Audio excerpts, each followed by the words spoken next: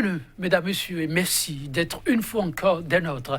Communal et municipal du 17 mai prochain, le suspense reste tout entier pour les 8 formations politiques détentrices du fameux récépissé provisoire.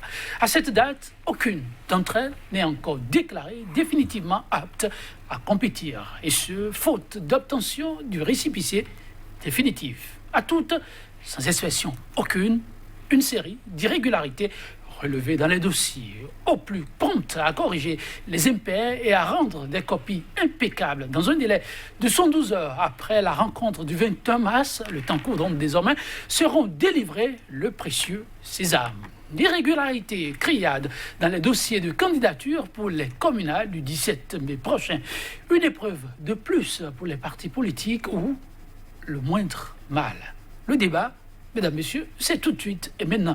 Sur ce plateau, en notre compagnie, Marcel Zoumenou, journaliste analyste, il est l'assistant du directeur de publication de la Nouvelle Tribune. Marcel Zoumenou, bonjour. Bonjour. Merci d'être là ce matin en notre compagnie.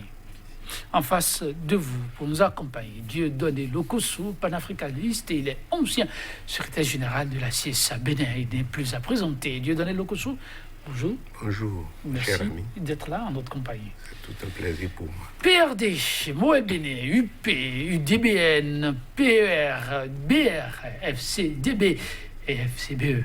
Mesdames, Messieurs, au niveau des états-majors de chacune de ces formations politiques, on retient son souffle. Qui obtiendra le passeport de choix pour les communales qui s'annoncent? Quelle réponse la Sénat opposera-t-elle à leur copie définitive après les mesures correctives apportées jeudi, pour le savoir.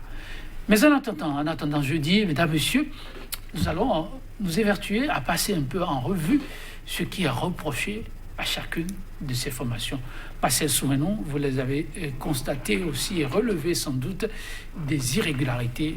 Il n'y en a aucune formation n'est pas venue en envoyer une copie irréprochable. Oui, c'est un constat que nous avons fait. Un constat que aucun des 8 partis n'a pu présenter un dossier irréprochable. Nous faisons ce constat au regard de ce que la Sénat nous a dit, et au regard de ce que la Sénat elle-même nous a dit par rapport au respect des nouveaux tests électoraux, en l'occurrence le code électoral. Alors, moi j'ai envie de me poser une question. Est-ce que dans ce cas-là, puisqu'il faut rappeler qu'il y avait 9 partis, oui. Un n'a pas pu avoir le récépissé provisoire. Et donc, je me pose la question, 9 partis, et jusque-là, aucun n'est déclaré apte pour participer aux élections. Est-ce que là, il faut incriminer les partis ou bien les tests? Alors, je vais répondre en disant que, au regard de tout ce qu'on a vu dans le passé et au regard de tout ce qui a été dit, je crois qu'il doit y avoir un problème au niveau des tests. J'ai l'impression que le désir de sophistication artificielle, c'est-à-dire que en voulant faire des réformes, le gouvernement va un peu trop loin. J'ai l'impression que c'est une sophistication qui est faite exprès. On parle de réforme, mais on met dedans des dispositions tout en sachant que personne ne peut respecter. Et après, on sait que avec les accointances, il peut y avoir du favoritisme pour certains. Et donc, moi, j'ai l'impression que c'est les tests qu'il faut beaucoup plus incriminer au regard de tout ce qu'on a eu dans le passé. Parce que je continue de dire que le code électoral qui a servi à organiser l'élection présidentielle de 2016, qui a porté le président Patrice Talon lui-même au pouvoir, on était en phase d'expérimentation de ce code. Et je voudrais rappeler que ce code est né d'une longue histoire, parce que sur plusieurs années, on a constaté que à chaque fois qu'il y avait des élections, l'Assemblée nationale votait une règle générale et des règles particulières. Et on a dit, fort de tout cela, qu'il faut avoir un code qui puisse être une loi pérenne pour encadrer les élections pendant une longue durée. Mais malheureusement, on a expérimenté ce code juste pour la présidentielle de 2016 et je crois aussi les législatives de 2015 aussi. Et puis, paf, sans nous dire pourquoi ce code présentait des insuffisances, on a dit qu'il faut un nouveau code. Le nouveau code qu'on a adopté nous a juste permis d'organiser les élections législatives contestées d'avril dernier. Et puis, paf, on le revise. Et malgré ça, on continue de constater qu'on a toujours des difficultés pour l'application des tests. Donc, ayons le courage de dire que on a voulu trop sophistiquer les tests. Et puis voilà, et ça nous met dans des difficultés qu'on ne pourra peut-être pas gérer dans les années. On reviendra sur ce constat que vous faites et voir si vraiment la responsabilité n'est qu'à ce niveau et à ce niveau essentiellement. Mais avant Dieudonné Doukousou, votre réaction, vous avez suivi comme tout le monde. Les élections, ce n'est pas une première. Observateur, vous avez été dans un passé pas si lointain que ça. Eh bien, on est encore à un autre exercice et déjà beaucoup d'irrégularités relevées au niveau des copies des dossiers présentés. Mais, chose paradoxale ici, c'est à toutes ces formations qu'on a trouvé à reprocher. Bon, moi je suis surpris qu'on en arrive là. Il y a quand même un adage qui dit qui veut aller loin ménage sa monture. Et les gens ne sont pas à leur première expérience. On a vu les législatifs catastrophiques qu'on a organisés avec ce code et les gens doivent y tirer le son, même si c'est une minorité qui a participé. Et ils doivent en avoir fait une très bonne lecture pour qu'on ne relève plus des coquilles. Alors donc, les gens savent qu'on doit préparer les élections. C'est eux-mêmes qui ont élaboré leur code en mettant de côté le code qui a servi à organiser parfaitement l'élection présidentielle d'avril 2016. Et comme l'a dit l'autre, qui était en expérimentation, est-ce qu'on nous a dit il y a telle insuffisance? Bon, on a dit, bon, il faut un regroupement des partisans et on s'est retrouvé finalement avec 2 partis soutenant les actions du chef de l'État. Donc, on a aujourd'hui une assemblée monocolore, une assemblée et des élections qui ont créé des problèmes qu'on n'a jamais vus dans ce pays. Mais aujourd'hui, nous avons en face 9 partis. L'autre a été éliminé parce qu'il aurait dépassé le nombre de candidats. Il aurait extrapolé. Alors, c'est lui qui est aujourd'hui pénalisé. Si on a relevé des coquilles, moi je crois que là aussi c'est une coquille. Et dit qu'on aurait pu maintenir cette formation. Et lui dit. Et à l'heure de on a donné. Là, maintenant, pourquoi cette discrimination? On a donné 72 heures aux autres. On aurait pu aussi lui concéder cette faveur-là pour qu'il se mette à jour. Donc, moi j'ai comme l'impression qu'il y a une volonté manifeste de nuisance ou d'éliminer les gens. Alors, maintenant, les griefs relevés, lorsque les gens ont reçu leur récépissé provisoire, on a exhibé ça sur les réseaux sociaux, on a pris des photos, on a rigolé. Comme un grand événement. Et aujourd'hui, on est au pied du mur. Il y a d'autres déjà qui disent qu'ils sont déjà à jour. Bon, je souhaite qu'ils soient à jour. Et qu'on ne crée pas un vide. Parce que ces messieurs-là sont là. Ça fait des décennies.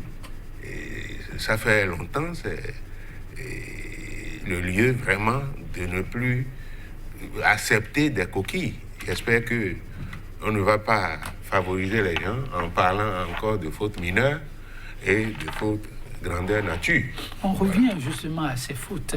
Avant de parler de ces fautes, Marcel Zumeno, vous aussi, vous avez l'habitude de l'observation des scrutins, mais est-ce qu'on peut comparer ce qui est reproché formation qui n'est plus en liste aujourd'hui, la 9e formation, le MPL, ce qui est reproché aujourd'hui aux autres. On sait spécifiquement ce qui leur est reproché, mais cette formation a carrément été au-delà de ce qui est attendu. Est-ce que ça peut compter parmi les irrégularités? Donc, comme le dit votre vis-à-vis, on aurait dû laisser la formation et à cette étape-ci, leur demander aussi de faire des ajustements. Bon, c'est un peu difficile. Bon, en fait, pour moi, ma lecture est un peu différente. Je crois que il y a 2 niveaux d'examen des dossiers. Le premier niveau dit, tu présentes un dossier, je crois qu'il y a 3600 et quelques, je n'ai pas le nombre, 630, voilà, personnes.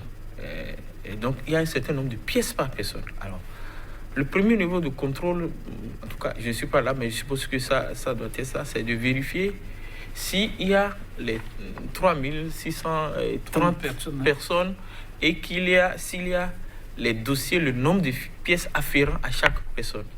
Et donc, c'est peut-être à ce niveau qu'on a constaté qu'il y a un surplus à ce niveau et on a dû, juste sur la base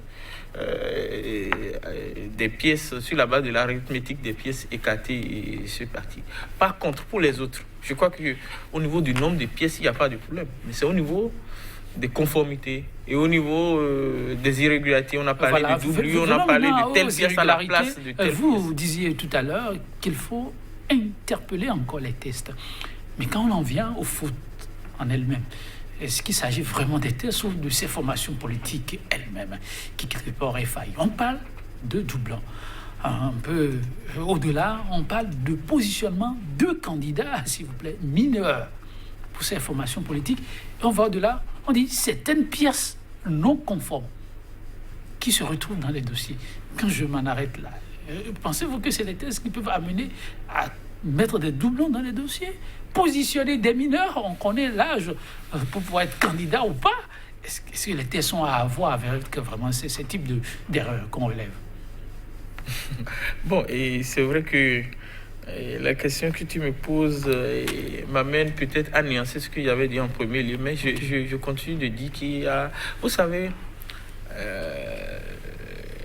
nous sommes à une phase d'expérimentation de ces tests. C'est sûr. Et je crois bien que pour le code électoral qui est créé là actuellement, c'est la première fois qu'on va à une élection avec ce code, puisque ce code est né après le fameux dialogue politique. Et brutalement, on contraint les partis à aller chercher 3630 personnes. Et je trouve que c'est laborieux pour des partis qui... Je crois que si même on devrait faire cette exigence, il peut peut-être trouver une période de transition parce que c'est pas facile. Déjà pour les partis, de préparer les dossiers pour les législatives, ça fait 83 fois 2 titulaires suppléants, ça fait 166, je crois, dossiers à préparer. Maintenant, voilà des partis qui passent brutalement de 166 dossiers à 3000 et quelques dossiers. Je trouve que c'est laborieux pour les partis. Et là où cet exemple m'amène à confirmer ma thèse, les gens de la mouvance nous ont chanté tout le temps, oui, que c'est pour ça qu'on veut des partis nationaux qui ont d'assises dans toutes les communes. Mais les 2 blocs siamois du chef de l'État aussi, quand je regarde dans le lot, ils ne sont pas épargnés. J'ai trouvé des doublures et des irrégularités à leur niveau aussi. Ça veut dire que ce n'est pas aussi facile que cela. Et donc, c'est pourquoi moi, je continue de dire qu'il y a une sorte de sophistication exagérée et des tests. Maintenant, revenons au doublon. Bon, je ne sais pas sur la base. Vous reviendrez au doublon, mais je voudrais dire rapidement. Okay, allez-y. Je voudrais dire rapidement. Quand vous voyez 2 personnes, moi, il m'est arrivé 1 ou 2 fois de rencontrer des cas. Vous voyez la même personne qui porte les 3 noms, qui ont le même patronyme, le même prénom indigène et le même prénom français. C'est vrai que ça peut paraître bizarre, mais ça arrive. Oui, tout à fait. Oui, ça arrive. Des fois où vous trouvez ça. Et donc, moi, je peux donner l'exemple de mon papa, qui s'appelle Zoumeno Sourou Joseph, mais il y avait un autre qui portait les 3 noms exactement, comme ça. Et donc, je voudrais que l'analyse ne se base pas uniquement, je ne sais pas comment ça a été fait, sur le fait que les gens présentent 2 ou 3 noms ensemble pour dire que c'est des doublons. Il faut aller faire d'autres vérifications et je ne suis pas sûr que la Sénat ait fait cela. Ah oui, à ce niveau-là, avant de revenir sur les fautes elles-mêmes, de donner le coup chaud, puisqu'on est là aussi pour identifier les goulots d'étranglement au niveau des tests au besoin et améliorer pour l'avenir, parce qu'il faut légiférer pour l'avenir. On est unanime là-dessus, n'est-ce pas? Alors, est-ce qu'il faut alléger la constitution des dossiers à l'heure où nous en sommes, ou commencer par penser au temps donné aux formations politiques pour réunir ces dossiers? Non, moi je crois qu'il y a des impératifs sur le plan électoral. Okay. On ne peut pas faire des extensions abusives. Okay. Alors, donc moi je reviens d'abord sur les reproches. Oui. Lorsqu'on parle de pièces, oui. Il y a certains partis politiques qui ont parlé par exemple de certificat de nationalité. Oui. Donc ça c'est des pièces. Et les ans que vous avez donnés, lorsqu'on parle de doublons, ou bien des noms similaires, on doit quand même tenir compte de la date de naissance, aussi. Et voir le lieu, ainsi de suite. Donc, il ne faut pas créer des problèmes artificiels pour remettre en cause notre avancée démocratique. Même s'il y a des choses à y redire, je pense que la rigueur qui est au moins étendue aujourd'hui à tout le monde, si ça peut aller jusqu'au bout, et on peut éliminer tout le monde sur la base des fautes, en tenant compte, bien sûr, du code, et ne pas récupérer, comme l'a dit quelqu'un, sortir d'eux pour que nous assistions à la même scène, ça va être une bonne chose. Parce que le Sénat n'est pas là pour faire du favoritisme. Mais en même temps, lorsque vous le dites, et qu'on se retrouve dans un cas critique, je veux dire que ce tableau ressemble à un cas critique. Il va falloir opérer. Et quand il est question d'opérer, on est obligé de choisir sur la base de certains paradigmes qui peut ne pas favoriser X et défavoriser Y. Non, mais c'est le cas de le mouvement de libération populaire. Et bon, pour moi, ça aussi, je peux considérer que c'est une faute mineure. Vous avez demandé tel nombre, on a ajouté, il suffit de soustraire. Donc, de lui demander d'enlever. Oui, ça là, c'est la chose la plus facile. Alors, donc, parce que moi, je pense que c'est un vrai parti d'opposition. Alors, tous ceux qui sont là aujourd'hui, bon, c'est des frères, pour moi, c'est la même chose. Donc, et les motifs qui obligent la Sénat à donner 72 heures aux gens, bon, si c'est des motifs valables, justificatifs, c'est bon. Mais ensuite, les gens ne doivent pas méconnaître les tests. Puisque c'est eux-mêmes qui ont reproché aux autres partis qui n'avaient pas pris part, qu'ils ont méconnu les tests. Mais c'est eux-mêmes qui ont voté les tests. Donc on ne doit pas leur donner des temps vraiment infinis pour se mettre à jour. Peut-être qu'on a voulu piéger aussi la Sénat. Et la Sénat a pris ses responsabilités. Donc, chapeau bas, semblez-vous dire à la Sénat qu'il devra faire un arbitrage impartial jusqu'au bout. On voudrait bien compter sur eux. Mais il faut remarquer que les fautes s'observent à échelons divers. Si c'est vrai que les questions de doublons sont revenues presque partout, sinon partout, mais parlant des mineurs, ce n'est pas partout. On constate surtout, toujours plutôt le relevé qui nous a été fait venant de la Sénat. Doublons, oui, on constate cela au niveau des deux formations qu'on qualifie de siamois, mais à ce niveau, il y a un effort qui a été fait en termes de mineurs, pas de mineurs sur leur liste. Une avancée notable par rapport aux autres. On prend BRUP. Oui, une avancée notable par rapport aux autres parce que, vous savez, ces deux formations sont identifiées comme les partis du chef de l'État.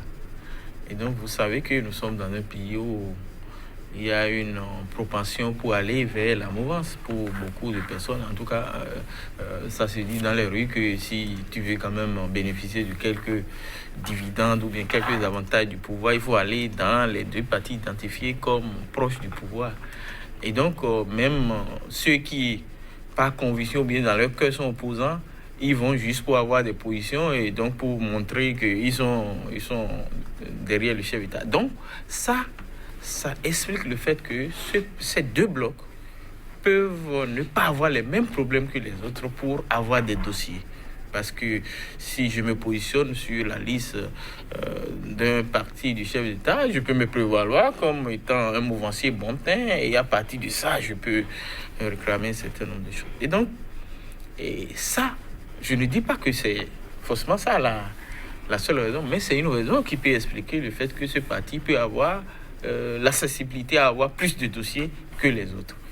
Et donc, voilà, mais malgré cela, on a quand même vu des irrégularités et j'ai vu que au niveau de ces deux blocs, il y a au niveau des doublons même que les FCB ont fait mieux que ces deux blocs. Donc, cela veut dire que la tâche n'était pas si aisée que ça et que ce n'est pas une affaire des partis de l'opposition qui ne voulaient pas respecter les tests. Je vais revenir à ma conclusion en disant qu'il y a une sorte de tests qu'on a un peu corsé et peut-être qu'en retour on sait que personne ne peut respecter les exigences, mais on va compter sur le favoritisme pour favoriser certains. C'est ce que je pense.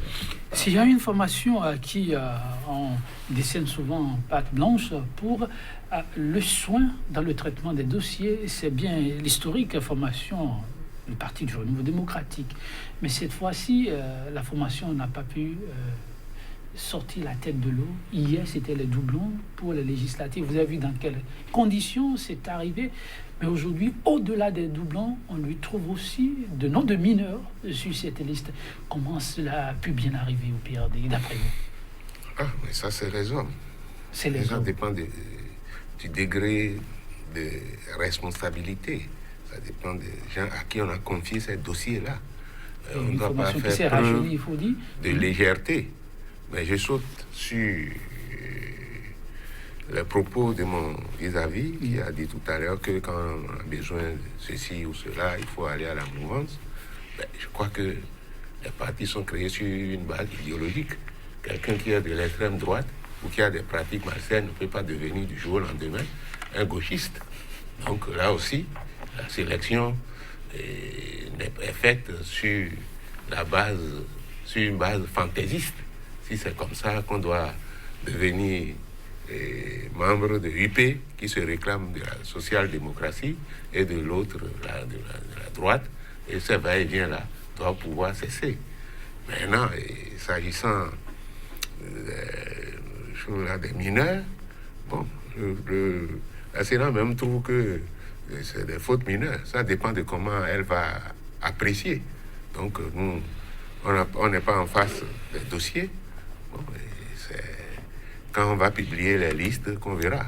Mais la Sénat ne peut pas quand même inventer, je suppose, qu'il y ait des mineurs sur des listes. Donc, s'il y a réellement des mineurs, donc ça, c'est la faute incombe aux partis qui ont mis des mineurs sur les listes. On n'est pas en face de dossiers fictifs, on est non plus en face de cas imaginaires, c'est du réel. Alors, pour ce qui est reproché, lorsqu'on fait la somme, est-ce qu'on doit vraiment, pour autant, vivre comme si c'est des goulots d'étranglement que l'on a, ou simplement une simple formalité ou de simples formalités à remplir quand on rappelle ce qui est aujourd'hui reproché? Enlever le nom de mineur sur une liste, est-ce que ça va pas être très facile à faire, ça? Doublon et puis supprimer, remplacer, ça va pas être aisé? Ça ne peut pas être aussi aisé que tu le dis, parce que si tu enlèves le nom d'un mineur, il faut le remplacer par un majeur. Et celui-là, il faut l'avoir identifié. Il faut être sûr qu'il n'était pas sur notre liste. Et il faut être sûr que tu peux lui avoir toutes les pièces dont on a besoin pour être candidat. Donc, ça paraît facile, mais ce n'est pas aussi facile que ça. Mais maintenant, par rapport à tout ce que nous disons, je crois que le concept inventé par le politologue Mathias Hompé, je trouve que c'est très justifié, ce concept de démocratie contrôlée. Et vous savez, depuis un certain moment, c'est de plus compliqué de faire la politique au Bénin. Alors que nous sommes En tout cas, nous continuons de revendiquer, de dire que nous sommes en démocratie. Vous Et allez donc, expliquer la piste, l'adhésion à un parti, la création d'un parti, un parti, c'est une association. Tout à fait. La Constitution a dit que le droit d'association est reconnu, mais j'ai comme l'impression que ça n'existe plus. Comment ça? Vous voyez combien de fois il est difficile aujourd'hui au Bénin de créer un parti politique. Il faut peut-être aller faire des réunions à la présidence de la République, il faut fournir des milliers de pièces avant d'avoir le récépissé. Et quand tu as le récépissé du ministère de l'Intérieur, tu n'es pas à l'abri parce qu'il y a encore la porte de la Sénat qu'il faut franchir, récépissé provisoire, tout ça. Donc, j'ai l'impression qu'on a complexifié les choses un peu pour dire, bon, la politique désormais, ce n'est plus facile au Bénin. J'ai l'impression ça sous l'angle d'une volonté simplement d'assainissement. Non, aucun assainissement. L'assainissement, je l'ai toujours dit, ça doit être fait à deux niveaux. Au niveau de la qualité, et j'ai toujours mis l'accent sur la qualité des hommes qui y vont. Mais quand je vois que c'est les mêmes qui ont crié FCB, c'est les mêmes qui ont dit si Yahi va à droite, nous serons à droite. Si Yahi va à gauche, nous serons à droite. C'est toujours eux qui sont les patrons aujourd'hui de cette mouvement. Ça, c'est quel assainissement on a fait à ce niveau. J'ai aussi constaté que les gens qui sont mêlés, qui sont impliqués dans des dossiers de prévarication sont toujours là, tranquilles. On n'a pas touché à eux. Au contraire, ceux qu'on envoie à la criette, pas plus tard qu'hier, des agents de la SBE condamnés à 20 ans, bien 15 ans de prison, c'est les lampistes. Par contre, les gros bonnets, ceux qui sont mêlés dans les dossiers qu'on a connus sous le président Boni, ils sont toujours là, tranquilles, députés, DG, ministres et autres. Ça, c'est le premier milieu. Quel assainissement vous pouvez faire si vous ne tuez pas à cela? Quel assainissement vous pouvez faire si vous ne touchez pas également au truc là, comment dis-je, le rôle de l'argent dans la politique? Moi, je l'ai toujours dit. Normalement, ceux qui doivent aller faire la politique, c'est ceux qui en ont la vocation, qui en ont la conviction. Ce n'est pas seulement ceux qui ont les poches pleines. Encore que le lien entre celui qui a bien volé et qui a les poches pleines et qui peut distribuer, vous pouvez le retrouver très facilement à des postes de responsabilité. Alors moi, j'ai constaté que les réformes qui ont été faites ont augmenté ou bien multiplié à des taux exponentiels. Les cautions, par exemple. Aujourd'hui, au Bénin, pour être président, il faut sortir beaucoup d'argent. Pour être député, pour présenter une liste, on sait combien il faut dépenser. Je crois que ça devient une affaire de riches. Et ça pose un problème dans l'assainissement, si on veut réellement assainir. Et enfin, quand on me dit que l'objectif premier, c'est de réduire le nombre, moi, j'ai toujours dit que, est-ce que vous avez vu une seule fois au Bénin, une liste des élections législatives, vous avez trouvé 200 logos? Ça ne s'est jamais passé. Il y avait déjà une réduction de fait, parce que tous les partis, même si on a 200 partis inscrits au ministère de l'Intérieur, on n'avait jamais eu, même pas 50 partis qui compétissaient. Et je l'ai toujours dit, donc, ce problème de dire, il y a 200 partis, on veut réduire le nombre. Alors, encore qu'aujourd'hui, on est à 12-13 récépissés déjà. Donc, sans oublier que l'USL, sans oublier que le FCB, non, FCB a eu l'USL et puis PCB n'ont pas encore eu leur récépissé. On est déjà à 12. Alors qu'au début, on disait qu'on voulait avoir 3, 4, 5 au plus. On est déjà à 12. Alors, est-ce qu'on a atteint l'objectif du départ, qui est de réduire le nombre de partis? Je me pose assez de questions sur les raisons qui nous ont amenés dans cette réforme qui nous crée encore d'autres problèmes qu'on n'avait pas aujourd'hui. Vous pensez qu'il est impératif de se mirer et de prendre encore d'autres décisions plus courageuses? Non, je crois qu'au regard de tout ce que nous observons, on finira par encore réviser le code actuel. Et on ira de révision en révision, c'est-à-dire comme si on retournait dans l'ancien système. On va réviser puisque on est face à des difficultés là, des goulots de traitement. Pourquoi des marches à reculons? Oui, autant penser une fois pour toutes, ça aussi, c'est possible. En entendant d'y arriver, les éléments qui manifestement s'imposent à nous devront être pris en compte, on espère. Ceux habilités à le faire, ils veillent déjà. Nous, on se chargera chaque jour que Dieu fait de verser à leur actif ce qu'il faut. Alors Dieu donner le goût. La première question qui a ensuite a débouché sur ces constats faits par votre vis-à-vis, je vous la pose. Est-ce que ça va quand même pas être aisé aujourd'hui de remplacer facilement ces doublons et ensuite de retirer ces mineurs? Votre vis-à-vis a évoqué certains aspects.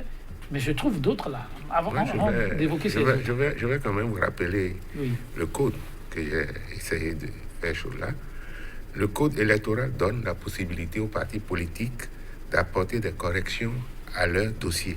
Mais cette faveur accordée aux formations politiques est encadrée par l'article 41 du code électoral. Donc, pour les élections législatives ou communales, les corrections à apporter ne peuvent en aucun cas concerner l'ordre des candidatures sur la liste. En tout état de cause, aucun changement de candidature n'est autorisé, sauf en cas de décès ou d'une même candidature sur plusieurs listes. Ça, là, c'est un extrait de l'article 41. Alors, donc, face à ça, qui est déjà... Comment remplacer les mineurs? Comment remplacer un mineur? C'est pourquoi vous dites des lois sophistiquées. Comment remplacer les mineurs? Comment on va alors remplacer les mineurs? Moi, je suis de près. J'avoue que je n'ai pas lu cette partie-là. Comment remplacer les mineurs? Mais on sait que, je disais tout à l'heure, les deux formations proches du pouvoir, ce qu'on appelle sciemment, n'ont pas de problème de mineurs. Mais ceux-là qui ont du souci, visiblement, ce sont les autres formations. Parce qu'à chacune d'entre elles, on a trouvé des mineurs. Oui, mais la Sénat n'a qu'à appliquer la loi. Mais Dieu donné que le souci, vous demandez à la Sénat d'appliquer la loi. Ouais. Et que déjà, la Sénat annonce que les doublons ont été trouvés avec toutes les formations et que les deux formations, seules les deux formations proches du pouvoir n'ont pas de mineurs. Mais je vois les autres alors. C'est curieux qu'il en soit toujours ainsi. Donc, c'est curieux que les deux partis qui soutiennent l'action du gouvernement soient toujours épargnés des problèmes. Est-ce qu'on peut dire qu'ils sont épargnés? On leur a trouvé des problèmes. C'est de leur faute. Sinon pas de mineurs. Mais les autres, comment ils se sont arrangés pour avoir des mineurs? Bon, enfin, donc là, c'est là qu'on n'a qu'à régler, au regard du code, on n'a qu'à régler ça. Donc, là, les partis politiques qui, manifestement, sont dans le même sillage, dans les mêmes parages, bon, on n'a qu'à leur appliquer les tests, parce que c'est eux-mêmes, ce que je dis, c'est eux-mêmes. Nul n'est ignoré. Nul n'est censé ignorer la loi. Donc, c'est eux-mêmes qui ont fait les choses. Donc, on ne va pas tout le temps incriminer la Sénat. Si cette fois-ci, il y a quand même une petite ouverture, même si tous les partis qui sont là-bas ne sont pas toutes, enfin, de l'opposition, presque tous sont dans le même sac, eh bien, pour la première fois, on va voir comment ça va être tranché au regard des tests qui gouvernent cette... Dieudonné Lokosso, merci surtout de nous lire cette partie du code important. C'est chaque jour, hein, ça se découvre, vous comprenez, mesdames, messieurs. Et si volumineux, on pense tout cerner, mais chaque jour, vous constatez qu'il y a de petits détails qui comptent, qui vous échappent. Vous l'avez constaté, Marcel Zoumenou, là, l'information véritablement a fait du souci. On ne peut pas remplacer les noms n'importe comment. Pas carrément impossible. Mais voilà qu'on a sauf si les gens sont décédés, oui. Ou si c'est des doublons. Les mineurs vivent toujours pour ce que la Sénat nous a dit. Oui. Mais là, on fait comment? On ne peut pas tuer les mineurs. Ça veut dire qu'on sera obligé de les écarter au respect du... Et puis la Sénat même a dit qu'elle travaillera au respect strict de la loi. Oui. Donc on sera obligé de les écarter. Les écarter, un peu comme au législatif, ce n'est pas évidemment la même chose, mais là, on risque d'avoir rien que ces deux formations encore pour aller compétir. Non, moi, je ne sais pas si c'est ici, je l'ai dit, j'ai toujours l'impression, et je pense que les législatives, c'est toujours, les communales qui viendront n'auront pas autre visage que les législatives, c'est-à-dire ce seront aussi des élections exclusives. Sauf qu'ici, on a maquillé un peu. On a utilisé un format beaucoup plus doux. Avant, on avait été brutal, on avait été violent. Et ça allaitait toute la communauté internationale. On a dit c'est pas possible. Mais aujourd'hui, on veut utiliser un moyen beaucoup plus doux. Parce que dans un premier temps, ou au pire des cas, vous allez voir, on va accepter les deux blocs avec un troisième parti ou peut-être 4. Mais au finish, il y a la règle des 10% qui vont régler le cas de ces deux autres. Donc, et au finish, se poursuit. Je crois que, je vous ai dit, on a sophistiqué ça pour aboutir à un résultat parce qu'on sait que les gens ne peuvent pas respecter. Mais ceux qu'on va dire qu'ils ont respecté, eux, ils seront favorisés. C'est comme quand vous composez une preuve, vous mettez dedans un truc que vous savez que les élèves de ce niveau ne peuvent pas faire. Et vous savez que celui qui va corriger, c'est vous-même. Peut-être, ou bien peut-être à la maison, si c'est vous-même, vous donnez la bonne formule que vous n'avez peut-être pas appris en classe à l'élève, l'élève ou les élèves que vous voulez favoriser. Et vous laissez. C'est un système qui fonctionne comme ça. Je ne serais pas surpris de voir qu'on ait des élections, mais communales exclusives. Seulement que cette fois-ci, on va habiller, on va dire non, voilà, il y a eu 8 partis. Au moins, il y a. Encore que quand vous regardez les 8 partis, est-ce que vous connaissez celle qui est de l'opposition là? Ah oui. Les FCB même. Non, il y en a aucun. De l'opposition. Non. FCDB aussi l'a signifié. Non. Bon, vous reprochez quoi à ces formations aujourd'hui? Je constate qu'il n'y en a aucun qui soit de l'opposition. Comment sur les 8. On prend FCBE. La formation, on connaît l'emblématique, ancien chef d'État. Thomas FCBE, Bouliaï, après la réconciliation. FCBE, tu veux qu'on ouvre un débat? Je crois qu'il faut tout un plateau. Tout un autre plateau pour parler d'FCBE. Comment par exemple FCBE morcelé. Non, vous avez suivi, pour le dépôt de dossier, il n'y a pas eu de bruit ou autre mesure autour. Le dépôt a été fait, le récipient a été reçu. Je ne sais pas si vous avez lu le texte écrit par Noureni Achade.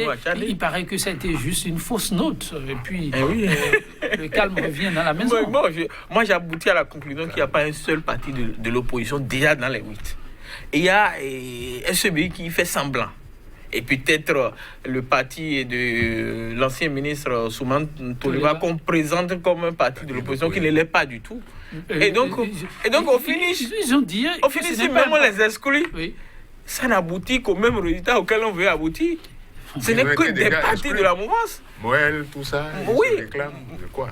Voilà. Oui, on sait, Moël l'a dit ouvertement, mais quand vous prenez la formation de l'ES allié de FCBE, de Souman Toliba, ils l'ont dit, et ce n'est pas parce qu'ils ont opté pour l'opposition modérée qu'il faut les envoyer d'office à la mouvance. Vous êtes de l'opposition. Vous avez beaucoup vu. Alors, est-ce qu'on peut, à cette heure-ci, le dénier? Non, il y a des gens, il y a des individualités. J'ai souvent écouté l'ancien ministre qui a des relations avec les institutions. Ah oui, Alain Adiou. Alain Adiou. Bon, quand on voit son langage, il y a quand même une lueur de vérité. On sent que lui, avec son âge, il ne peut pas s'amuser. Mais les membres, tous les membres confondus, le président lui-même, moi je ne l'ai jamais écouté dire. Donc on a dit... Le président, ça ne sort pas tous les jours. Oui, ça ne sort pas tous les jours, mais ça c'est un petit président. Donc lui, il dit qu'il est de l'opposition modérée. Bon, on n'a qu'à nous donner le concept, on n'a qu'à nous définir le concept. Bon, donc moi je suis souvent... le ministre Adibou ici, il est vraiment... lui, on peut dire, si je le prends, je le sépare du groupe, on peut dire qu'il est opposant. Mais l'ensemble là, le mélange là, vous allez voir. Et la FCBE, toujours pas rassuré que ça reste une formation de l'opposition telle que vous l'avez connue? C'est pas dans son originalité. C'est-à-dire, ils tiennent des propos pour maquiller les choses, mais les citoyens ne sont pas cons. Hein. Nous voyons les choses.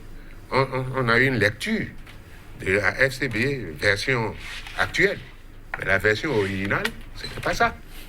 Daniel Lokosso, on a beaucoup de temps, des surprises, c'est bien possible quand on vous suit très bien. Le jeudi prochain, quand la Sénat va rencontrer ses formations politiques, il y en aura qui vont se frotter les mains, et bien d'autres vont devoir se donner rendez-vous peut-être pour 2021. Mais avant d'en arriver là, il y a une grosse interrogation quand même qu'on ne peut non plus passer sous silence sur ce plateau. Il s'agit d'une pandémie qui dérange désormais, perturbe les habitudes. Coronavirus qui s'invite à un moment où chacun a son programme. Et pour ces communales, Marcel Zmenou, quel lien vous pouvez établir entre cette pandémie et les prochaines joutes électorales? D'abord, moi, je note personnellement avec un peu de regret que jusque-là, je n'ai pas encore vu la réaction comme on le voit dans d'autres pays. Des hommes politiques, c'est comme s'ils ont abandonné les populations. Parce que vous savez, nos populations, ils sont pas médecins. Ils sont faibles. Non, même s'ils ne sont pas médecins, mais il faut donner l'impression qu'on est de leur côté. À l'impression. Vous avez refusé ça, d'impression, oui, il faut, parce qu'après tout, les gens ne deviennent pas députés, présidents, ou bien ils ne deviennent pas maires s'ils n'ont pas les suffrages de ces populations. Mais j'ai l'impression que je n'ai vu aucun homme politique se préoccuper de ça. C'est vrai que chacun d'eux se cache dans son coin pour se, comme on le dit dans notre langue ici, quand il y a un truc, il faut sauver sa tête. Mais je crois que les hommes politiques doivent se montrer un peu plus solidaires vis-à-vis de la population. Et ça, je ne l'ai pas noté. Deuxième chose, et si la situation ne change pas, moi je crois que le gouvernement devrait prendre la décision responsable d'ajourner les élections communales, parce que je ne sais pas comment on pourra faire campagne avec les exigences que le gouvernement lui-même a fait, où on parle de confinement, on parle d'interdiction d'attroupement et tout ça. Je dis, si la situation ne change pas et si l'épidémie continue de faire des ravages, je crois qu'il faut pas exclure cette éventualité. Non, moi je pense que c'est un problème important que les gens semblent minimiser. Si ailleurs on a fermé les frontières, on a décrété des couvre-feux, ben nous, on n'est pas à part. C'est un ensemble.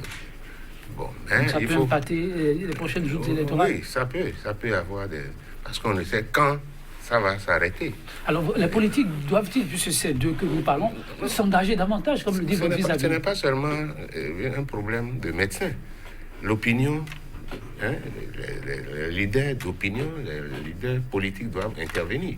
Mais moi, j'ai quand même lu, et à la décharge, le président Yahi Boni, qui s'est adressé sur Facebook et à la population, et a restauré l'espoir aussi, qui a fait la même chose.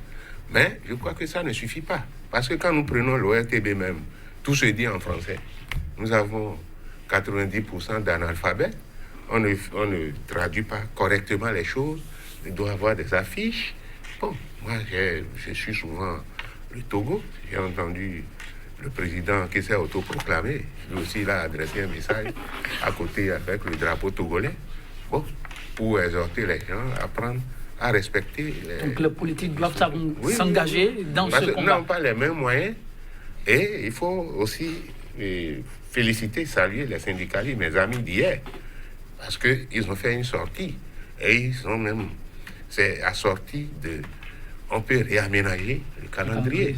Donc, même aller jusqu'au 30, on aurait pu rester dans un délai, parce qu'on ne sait pas ce qui peut se passer. Croisons les doigts pour que, vivement, une réponse adéquate à cette pandémie, tout le monde en a besoin. Ah oui, sur la question qui nous réunit, Marcel Zoumenou, si vous devez conclure. Non, sur la question qui me réunit, je suis au regret. Moi, je l'ai dit depuis un certain moment qu'on a l'impression qu'on est dans une phase de recul de notre démocratie. Ce qui est inadmissible, surtout quand on regarde le passé de ceux qui nous dirigent aujourd'hui.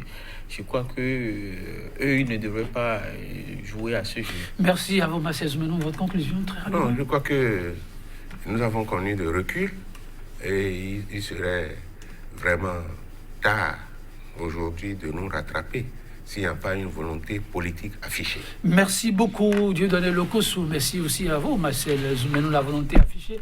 Appelez de tout vœu, on espère, les autorités mettront la main à la pâte pour que le Bénin renaisse de ses cendres. 100% Bénin pour le numéro du jour, ce sera tout sur Fausse Compagnie, sur cette citation de l'auteur Tadrutis Nati Label. Les épreuves de la vie renferment des cadeaux. Si on n'apprend pas la leçon, alors elles resteront, ces épreuves, un fardeau. Bonne méditation chez vous et à très bientôt.